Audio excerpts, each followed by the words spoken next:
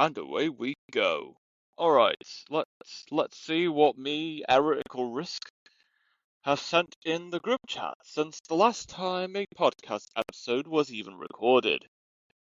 So, 2 videos I've sent over from Instagram, like I always do. The first video, an idea that doesn't exist, as the text reads throughout the entirety of that video, which audio I'm going to play right about now. This is an app idea that doesn't exist. So the app will create better debate between enemies. The way it works is you place your phone in between you and your debate opponent as you're both talking, and the AI will listen to you, and whenever someone says an incorrect claim or statistic, the app will automatically fact check them, stating what the correct claim or statistic is, and also provide the source for it. Also, whenever someone uses a logical fallacy or an ad hominem during the debate, the app will pop up with a notification alerting you both of such. It creates better debates for both sides, which is especially critical during this crazy political climate. You know what? That sounds like a great idea. Except, how many people in this world are willing to just debate on anything, if anything? And even if people are corrected on the claims that they make, wouldn't there be a likely chance that these people would just stick to their guns, no matter the claim, no matter the correction that's put in front of them? I will say that this app idea sounds good in practice, or at least on paper, it sounds like a good idea. Even if such an app does exist, and it does get attention, I don't believe, in my opinion, that such an app idea is going to fix a lot of the world's problems, or even improve on the social climate as what this guy is making it out to be, or at least what he's saying in regards to this app idea. Again, I love the idea that we have a discussion, give out viewpoints, even if there are people that are willing to discuss such ideas.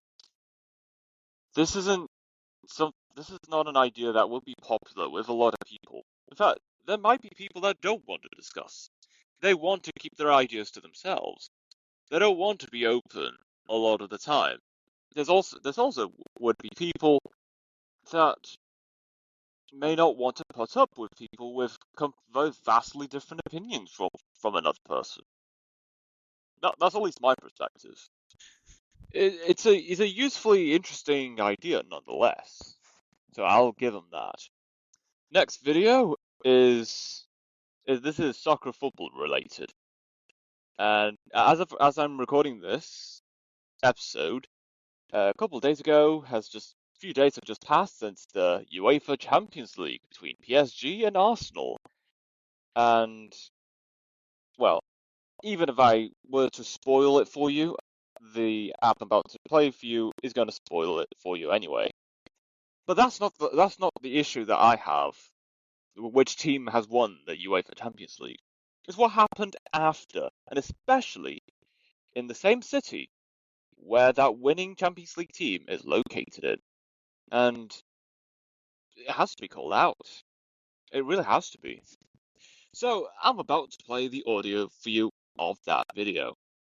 Paris Saint-Germain win the Champions League again. I'm not talking about the team because they clearly deserve these back-to-back UCLs. First they beat the best attack in Europe and then they beat the best defense in Europe. PSG and Luis Enrique are simply the best team in the world. And what the fuck happened in Paris? The celebrations got a bit out of hand, didn't they? I'm serious, bro. After PSG won the Champions League last night, you would expect vibes in the city to be amazing. Everyone is happy. But in Paris, riots are breaking out. They burn cars, they smash shop windows and looted the stores. They completely annihilate the streets. The result, almost 800 arrests, and the worst part, more than 200 people injured. For a positive event, the team from your city just won the Champions League. I don't really get it. And the crazy part is the same shit happened last year when PSG won. 264 cars burned, 192 injured, and even 2 people dead. And then people are telling me, yeah, it's a tradition in France. They always protest on the streets, but what is there to protest for? You just won the Champions League. And of course, most of these people are not even fans of PSG. They just don't give a fuck about the club. They just exploit the situation to cause chaos. But it's still baffling to me that any time Paris Saint-Germain wins something, shit like this happens in the streets of Paris. It's actually just embarrassing and sad. Well, I couldn't have said that better myself. And you know what? I was going to say everything what he just said. Why on earth would someone protest onto the streets for an event that is a positive outlook for not just the winning club, but also for the city which the club in question is located in? And of course, as much as people in Paris, if not just people in France, they're known to call out their own government for stuff that is highly unpopular, and I respect the French for that. To see such scenes in Paris after PSG won the UEFA Champions League, it just doesn't add up. The team based in your city had won one of the biggest competitions known to man, or at least one of the biggest and highly publicized and commercialized sport tournaments in the world. And you're out here destroying cars, bashing up storefronts, causing damage to property, and scrapping out against people and injuring others in the process. Like Thiago, the guy that spoke in that video I just played for you about PSG. Most of the people causing these damages in Paris aren't even fans of the club.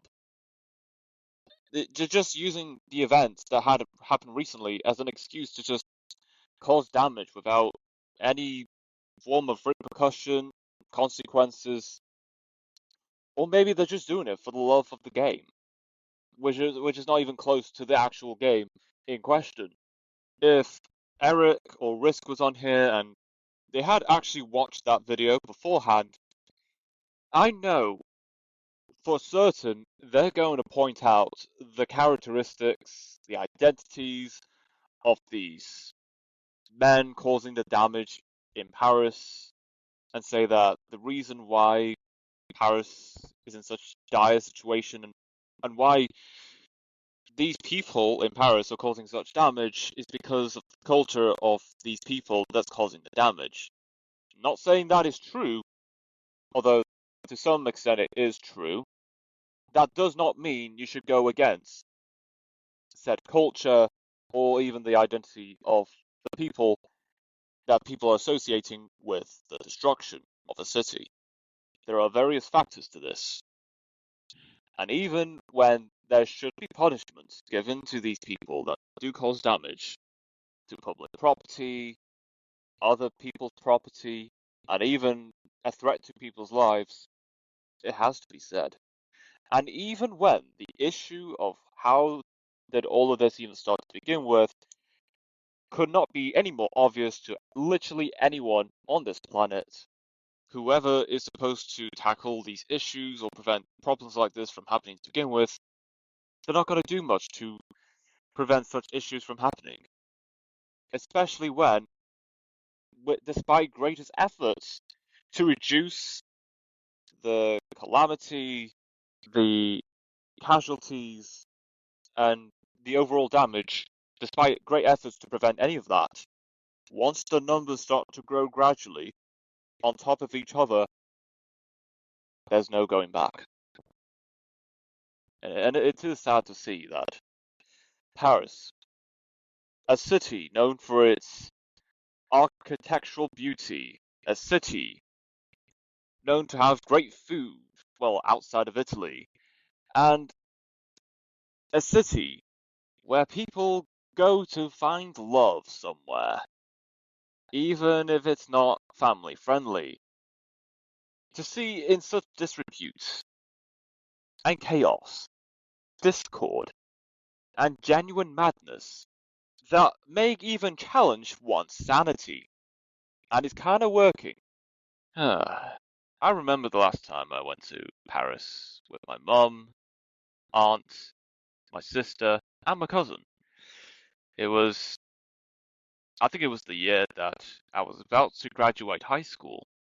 Now, of course, I know people will argue that Parisians are rude, uptight, stuck up, and to some extent they'll say that when you speak French, it sounds horrible. Don't ever speak French again. And some part it's true. I wouldn't say all Parisians are rude. They just can't be asked to put up with tourists that aren't going to bother trying to understand the French language, understand the customs, and other cultural customs. It's not like people have to do it. It is a sign of respect to have an understanding of the local Parisian culture. And I agree with that. Even if there are, again, even though there are Parisians that are rude, stuck up, and they'll judge you by the way you speak French, not all people in Paris are like that. It's just the tourism that's the problem. And especially the kind of tourists that don't make any kind of effort to understand the language, the cultural customs, and the gestures, and even the history of what Paris was like in the years before today. And especially if people are saying that people in Paris is a reflection of what people in all over France are like, I beg to differ. Just because people from one city are the kind of people that you will not want to talk with, or the kind of people in the city you believe are rude, stuck up, and judgmental, that does not mean that other people in France are like that. In fact, there are other French people in major cities outside of Paris that would love to see tourists come to their cities and explore their culture and whatever attractions they have. That's just my perspective. And even if people in Paris do deserve the destruction that's coming their way, and I'm not talking about like the mayor that people in Paris had voted for. I mean that everyone's entitled to their opinions, no matter how many people disagree with it. If there are issues and consequences people are made aware of, and knowing the damages that's going to happen to them, that which they are seeing right now, then, like the saying goes, you reap what you sow, and the damages in Paris is no different. You import the third world, you become the third world. And whatever people describe as the third world today will not be the same as the third world of the past, or even the third world of the future. Time goes by. So much can change. And yeah, that is the video. That's everything that's been sent onto the podcast group chat since the last time I recorded a podcast episode. With that all being said, let's get right into the news. Personal electric vehicles gain popularity in Canadian cities after dark. Billed as green commuter transport, personal electric vehicles, PEVs, are increasingly popular as social leisure activities across Canadian cities after dark, with groups organizing nighttime tours through urban streets and river valleys. Rental companies report strong uptake between 6 p.m. and 10 p.m., with Neuron's head of corporate affairs in Canada, Isaac Ransom, calling this the nighttime economy, as 20 to 25% of trips occurred during these hours. Josh Hunter, leader of PEV Edmonton, jokes the gatherings are like a modern-day biker group, where riders customize machines with lights and mirrors, or join friends on rental scooters for social outings. The Canadian Institute for Health Information reported e-scooters hospitalizations rose 32% last year, prompting rental operators such as Lime to emphasize safe riding in protected bike lanes and discourage riding after dark.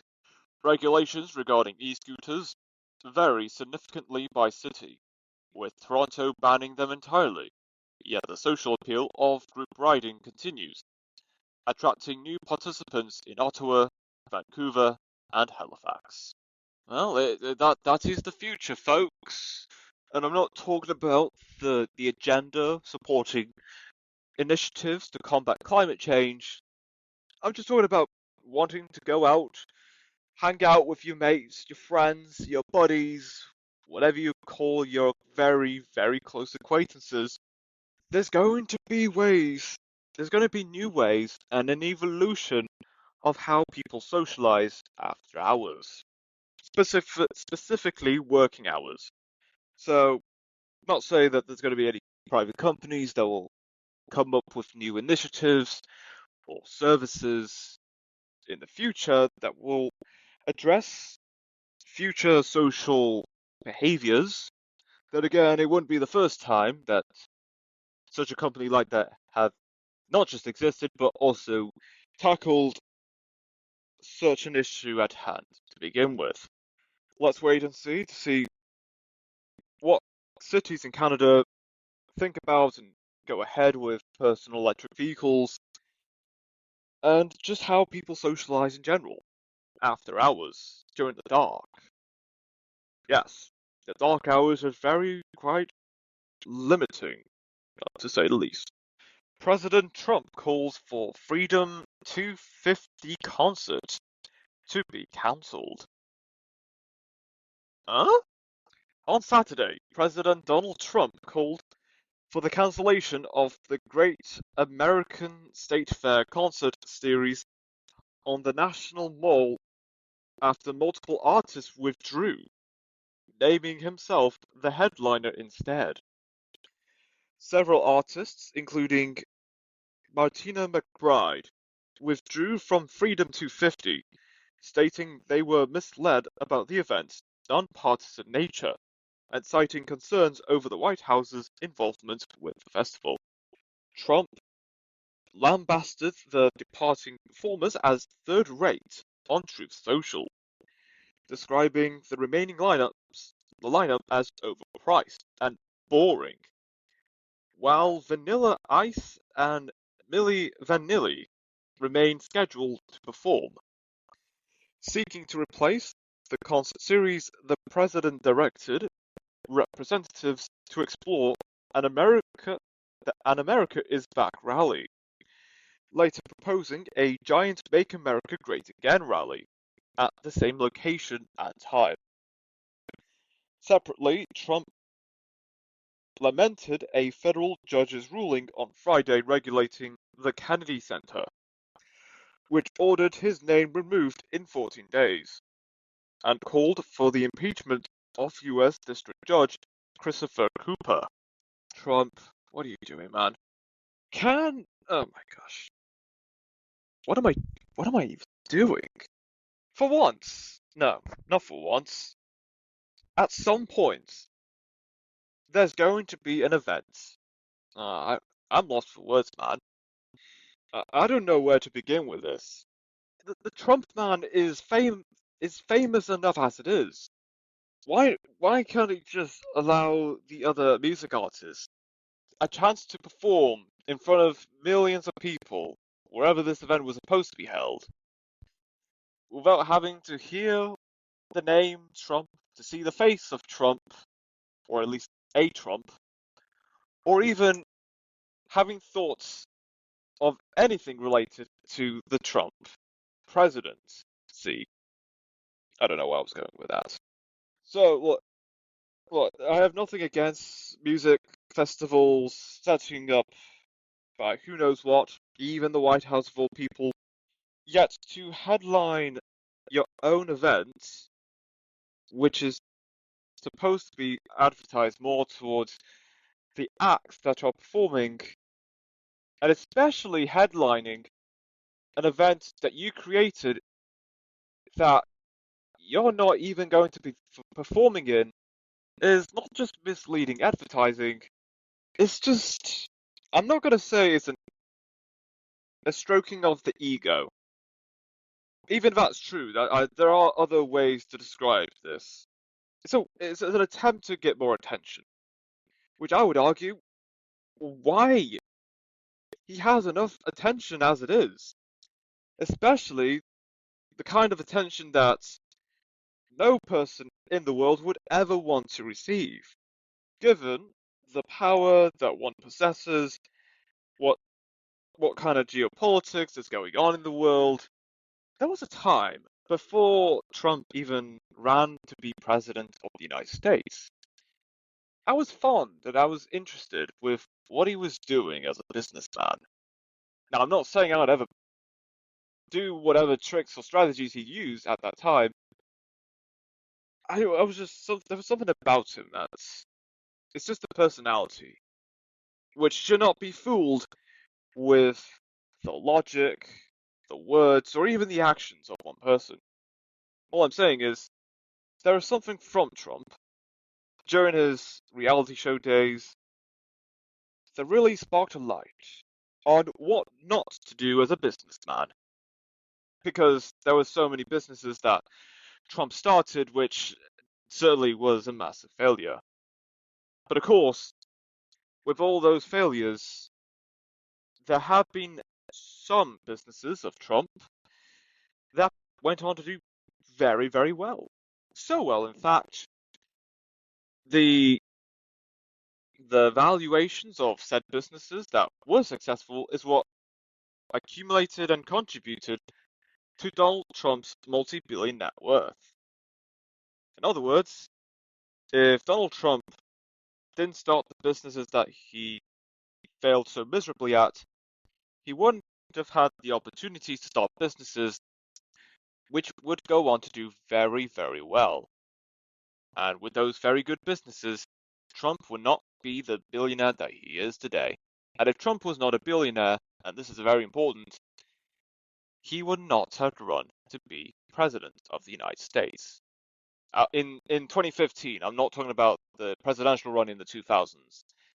He only did that because, well, which the reason for it is no different to what he's doing now with this music festival at the National Mall. And you know what? I can't argue with trying to get a rise out of people, get attention. The argument I have specifically is just, given how much notoriety one person has, why bother? Why bother going to extra lengths to get the attention that was already given to you anyway? I don't get it. Kind of like when Jesus died on the cross. I'm not sure. Yeah, when Jesus died on the cross, from what I remember, he died for the sins of not just the people, that is present day Israel. He died for the sins of anyone in the next few millenniums, including myself and you watching or listening to this episode. And the reason why Jesus died on that cross and died for our sins is because we're not perfect. We're going to make mistakes. And no matter how hard we try to be the ideal person according to God, and no matter if there was even a chance to be the ideal perfect individual according to what is seen or written in the Bible, we're still going to make mistakes, whether or not we know about it. Now, the reason I mention it is that there are some people in this world who look at stories like this about Jesus Christ died on the cross, using this gift of living life that makes us feel joyful and happy, regardless of how hard we try not to sin. There are some people in this world that use that kind of gift as an excuse to do bad stuff, which, although shouldn't be done to begin with, yet, to the eyes of God, at least from my rough understanding, it is an acknowledgement that we're not perfect. We're going to make mistakes. And even when we do make mistakes that we may not know of, that does not mean you should go do these terrible things on purpose and thinking, oh, he'll forgive me, I can get into heaven. No, that's not how it works. That's not how it works. Yeah. So, I did mention that for a reason. I just can't recall what exactly. Oh, bugger. I forgot what I was thinking of for the reason why I said that to begin with. Well, I will end off with this. Oh, right. Oh, I remember now. Yeah, the reason why I was talking about some people using the forgiveness of God as an excuse to do horrible stuff, thinking their sins or their bad actions will be forgiven, is that even though during Trump's time as a businessman, more so Trump's time as president, and it's actually more of Trump's presidency that gave him more recognition than as a businessman. When I looked at Trump as a businessman doing what he can to make whatever business he ran to be successful, pointing more towards the 2000s presidential run, Trump was trying to get not just notoriety, actually the 2000s presidential run for Trump under the Reform Party was solely for getting an attention. But I know for sure there were times that Trump, as a businessman, was trying, not that it was intentional fully, he was always trying to get a rise out of people. Not so that it ignites anger or fear into people. Well, the point of the thing is that not just with Donald Trump, I've also enjoyed watching people getting a rise out of and seeing how people overreact to the smallest things in life.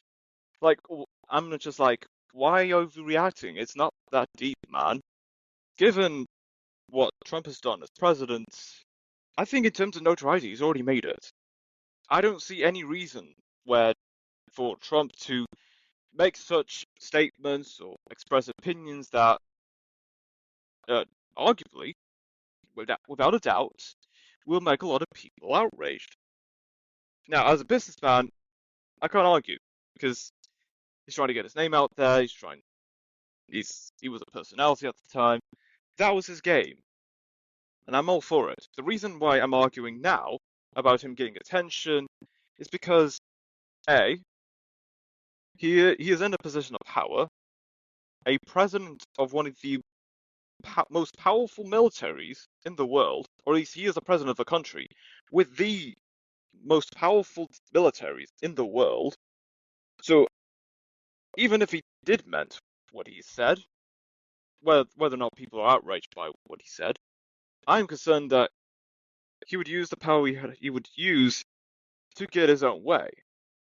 And secondly, and I've already said this many times, why do you need so much notoriety? You're already the president of the United States. How much more attention do you need? You're going to be in the history books. Isn't that enough for you? Anyway, that's just my take, my opinions, and whatever I just said. And I know better and listen, I know better either. Well, not just with getting a rise out of people, also in terms of actually, I don't what am I on about? Okay, so yeah, I think I've said enough as it is with Trump cancelling Freedom 250 because artists are pulling out because Trump himself is headlining the event that he's organizing, and I just don't understand why is Trump being the center of attention like he always tries to be. Yes, I get it. As a businessman, you had to get your name out there. He was a personality. That was the aim. That was the game. That in that context, I can't argue with that. In the context of being the president of a country with a strong military and the ability to make differences somewhere in the world with that military, it's a mixture of skepticism and concern in regards to why do you need that much more attention? He's already getting enough attention for trying to negotiate or broker a peace deal, whether it be in Gaza, Lebanon, Iran, or whatever country is in conflict right now. That's my argument. Why try to make yourself center of attention of something when you're already getting enough attention somewhere else? for different things. I can understand getting the attention at back when he was a businessman, where not many people were paying attention to what kind of businesses or what people in business are doing to make business and so on business. Yet, as presidents of the United States, a country that a lot of people know, without introduction, you made it. You already made history by just winning the first term. Never mind the bills, the policies, legislation that he himself passed in his first term. That's enough. Why do you need more? So yeah, if we're living in a world where a former businessman slash personality star became president of the United States not once but twice, that alone is a genuine concern.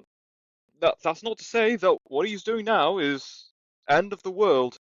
What I'm saying is having a former celebrity, personality, to become president of a country, to me, that shows that what other candidates were available at the time who could have been president were either not as promising, not as good in general, or maybe there's another third factor that is just hard to explain. Not because people won't see it or it doesn't exist. There are complex layers that we'll only find the answer to later on in life. And by then, it'll already be too late. And that is it for the episode.